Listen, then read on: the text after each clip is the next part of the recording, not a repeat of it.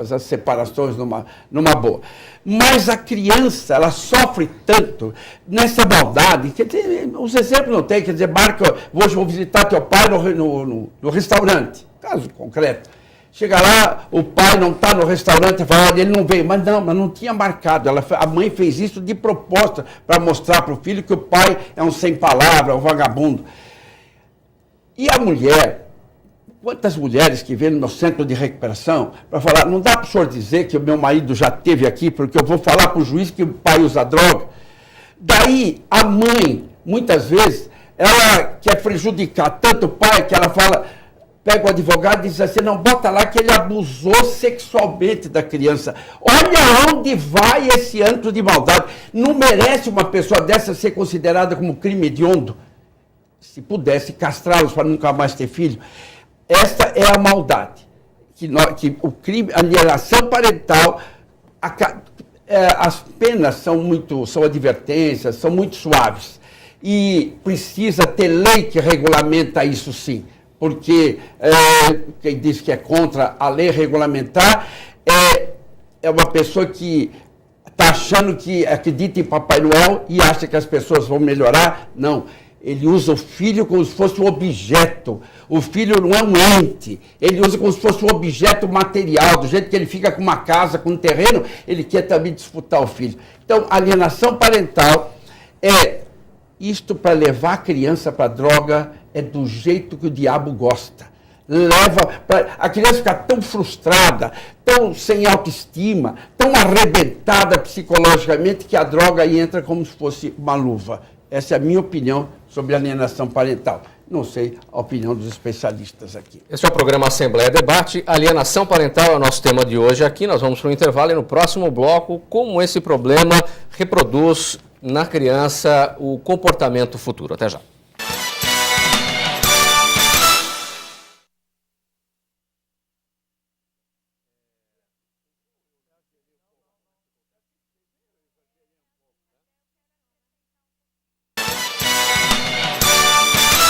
Este é o programa Assembleia Debate. O tema hoje aqui é a alienação parental.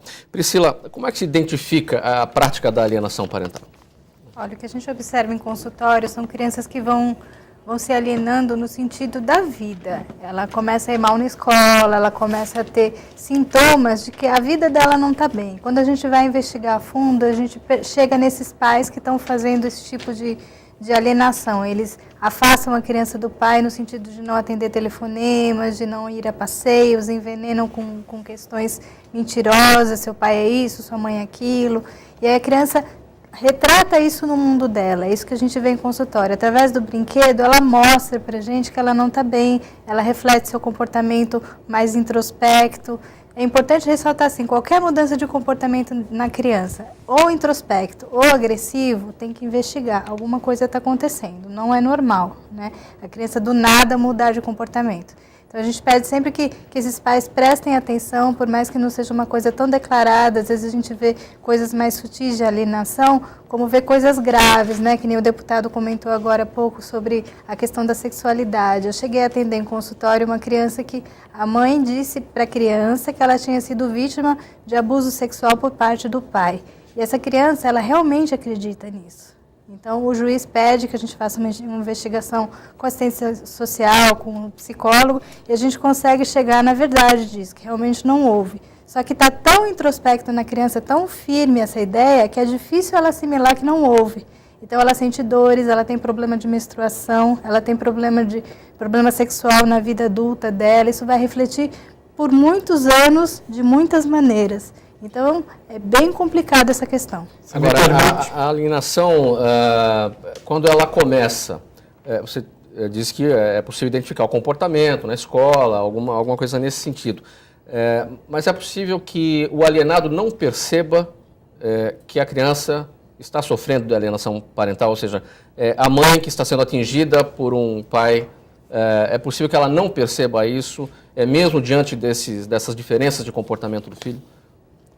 Sim, é possível, sim. Depende do poder de manipulação. Quer dizer, onde deve estar a atenção para que realmente não passe em branco, não passe batido? O nível de maldade dessa mãe, dessas pessoas que fazem isso, é tão grande e ela age só movida pela emoção. Ela não tem o que é você ter, se você conseguir colocar inteligência na sua emoção, você fica uma pessoa mais branda, uma pessoa mais... Mas essa pessoa não. Ela não consegue, tudo que ela faz é de forma emocional. Então, se ela estiver arrebentando a criança, ela não imagina, mas dane-se. Ela quer que ela ofenda a outra parte. E tudo que é feito sob emoção, nós podemos dizer assim, que a emoção é um conjunto de sentimentos, tem de um lado a dor, do outro lado o prazer. Mas a emoção dela diz, eu mato eu acabo com aquele desgraçado. Só que ela usa a criança, aí que está a grande covardia. E ela usando a inteligência, o que é a raiva? O que é a ira? É um vento que apaga a luz da inteligência. Então, tudo ela faz de forma irada, resultado, só que ela está matando aquela pessoa em vida, a cada dia ela está matando aquele filho dela. Deputada, a Priscila apontou que uma dificuldade escolar, por exemplo, já é um primeiro sinal de que alguma coisa está errada. Agora, na comunidade escolar, os professores, eles têm condições de identificar esse tipo de problema, têm condições de apontar para a família que pode ser que esteja acontecendo uma alienação parental? Ele tem, mas fazer o quê? Porque esse pai está tão complicado que ele não aceita nenhum tipo de informação. Ele está cego, ele está obcecado. E, quer dizer, quando você faz uma coisa irada, assim, dessa forma, você transforma as tuas emoções o teu corpo, nesse momento, se transforma numa lata de lixo das emoções. Então, tudo que é de pior está dentro dessa pessoa. Ela não vê que ela está maltratando aquela que... Não, eu quero acabar com aquele desgraçado, com aquela desgraçada. Então, é complicado isso daí. Né? Muitas vezes os pais não têm essa percepção que eles estão atingindo a criança. Eles fazem acreditando que está atingindo só o companheiro, o ex-companheiro. E a principal vítima aí é a criança, né? Foi citado aqui o problema da falsa acusação de abuso sexual. Então, a nossa ONG tem um livro exatamente com esse nome, Falsa Acusação de Abuso Sexual. Aí eu estive numa palestra na Escola da Magistratura do Rio, em agosto do ano passado, onde foi discutida a problemática da falsa acusação de abuso sexual. E, por incentivo do Tribunal de Justiça, uma psicóloga foi começar um levantamento, depois uma promotora, psicóloga chama Glícia Brasil, psicóloga-chefe do Departamento Técnico, né, do Fórum Central do Rio de Janeiro, e a promotora que foi auxiliá-la chama Patrícia Pimentel, que é uma promotora da Vara de Infância.